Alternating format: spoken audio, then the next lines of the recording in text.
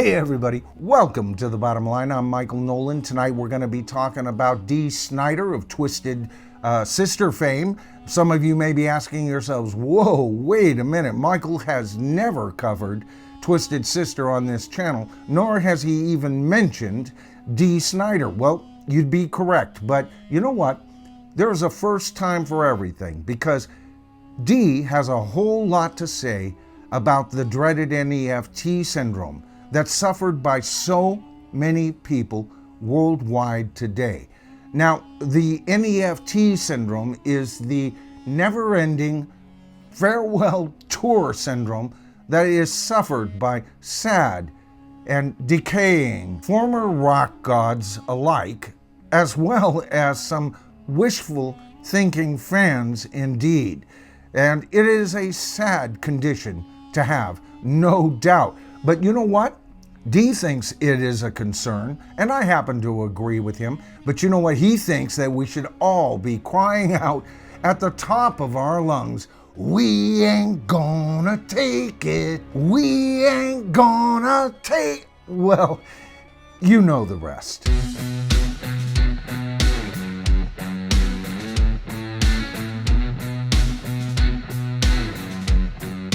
All right, folks, sorry about that, but I had to get in touch with my inner Twisted Mister there for a moment. But you know what?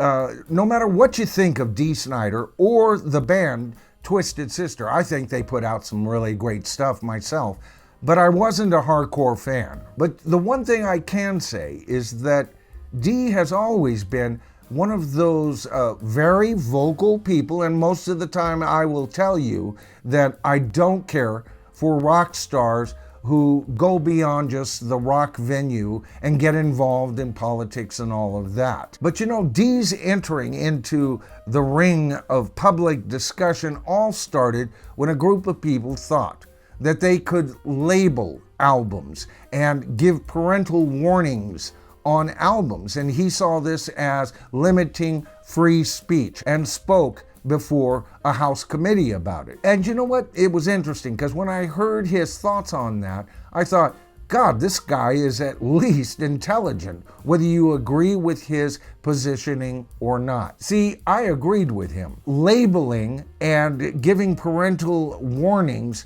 is not only the lazy way out, it gets parents off the hook, if you know what I mean.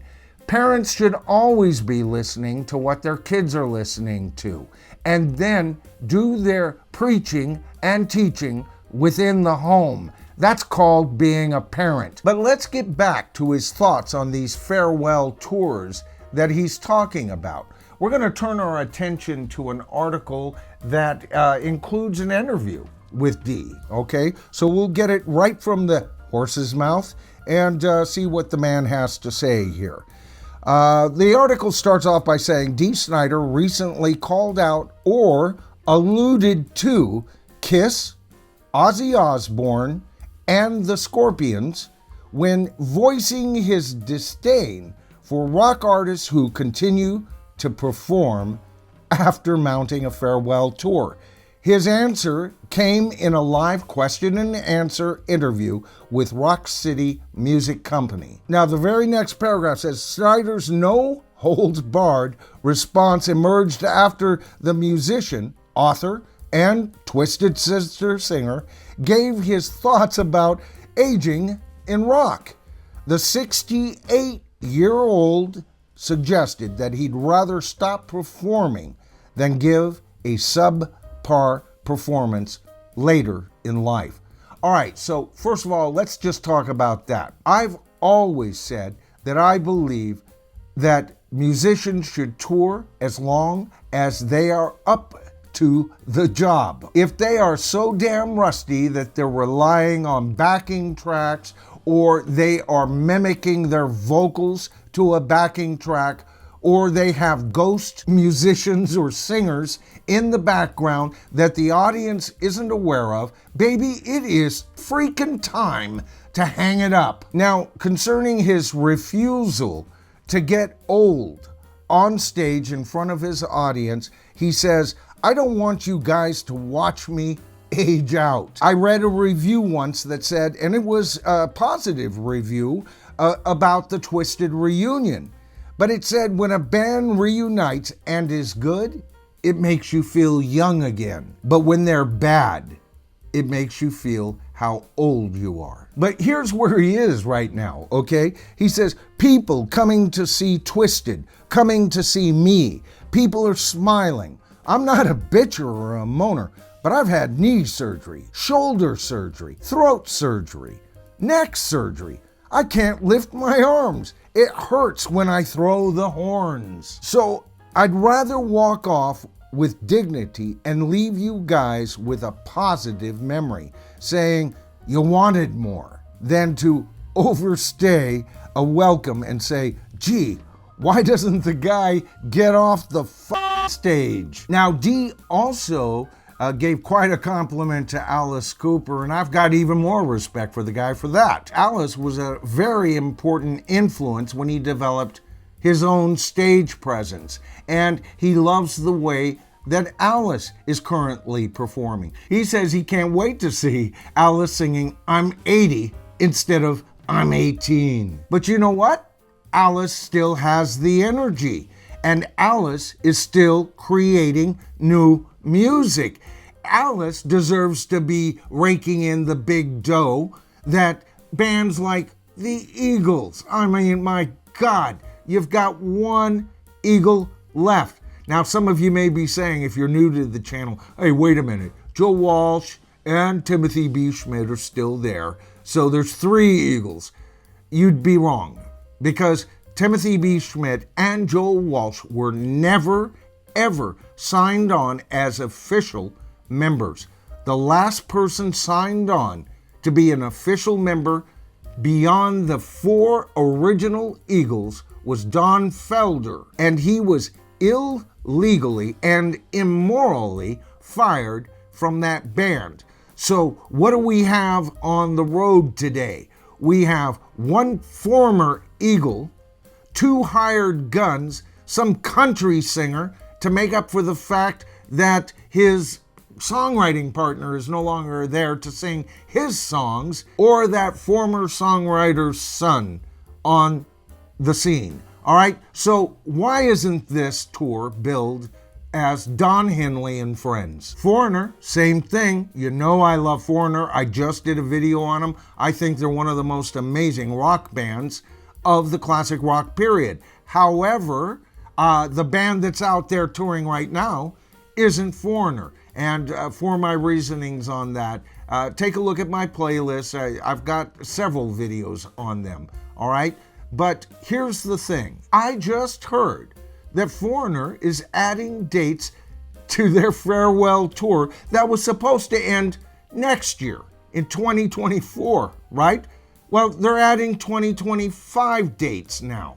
See what I mean? The NeverEnding-Farewell-Tour syndrome is alive and well in that band, and there's only one of them that should be suffering from it. But dig what he has to say here next. He says, I don't want to ever be strolling on stage. But what do we get?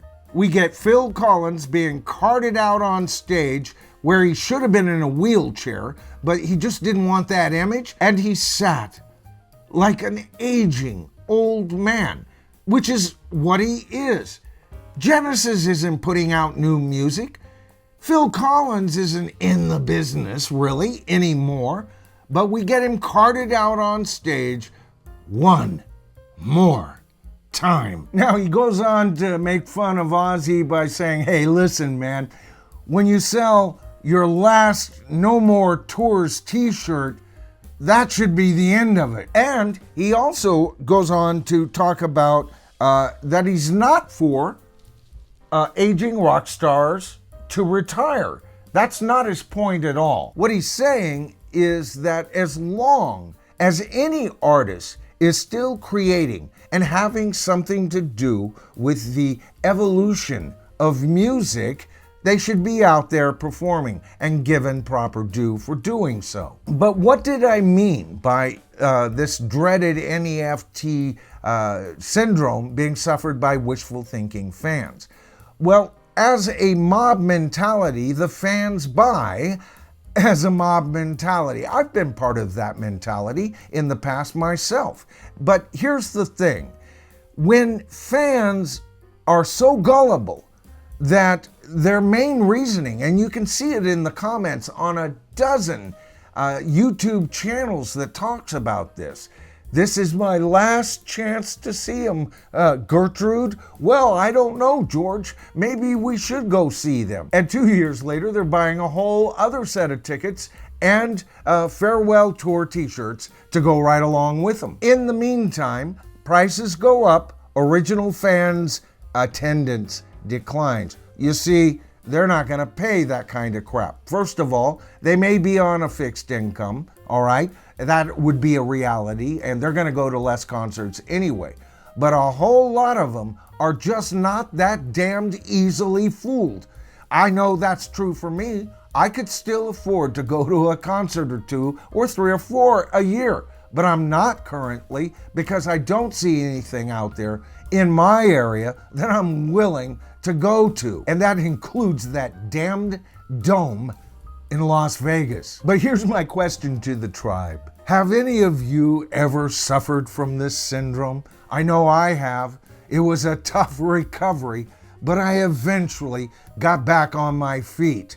You see, it is so tempting to see the truly great Don Henley live, but I'm not going to go see him under the guise of a lie.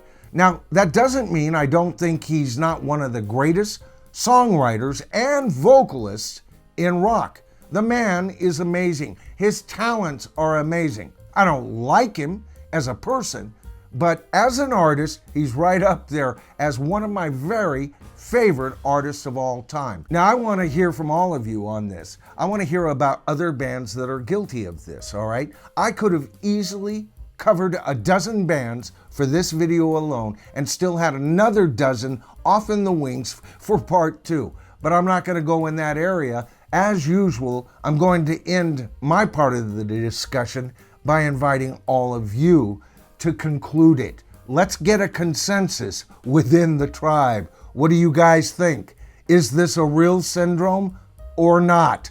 All right, I hope you enjoyed the video tonight. If you did, please give it a thumbs up. Helps with channel growth and all of that. And if you're a viewer who's been watching the videos for a while but just haven't quite subscribed yet, that's easy. All you have to do is hit that subscribe to the tribe button, then tap that top bell icon as an additional choice. That way you're always notified of all of my future videos the moment they come out. All right, I'm Michael Noland, and together we are the tribe. I say that a lot for newer viewers. What that means is, in the comments, we get a group consensus. I only start the conversation. All right, again, Michael Noland, and I'll see you in my next video.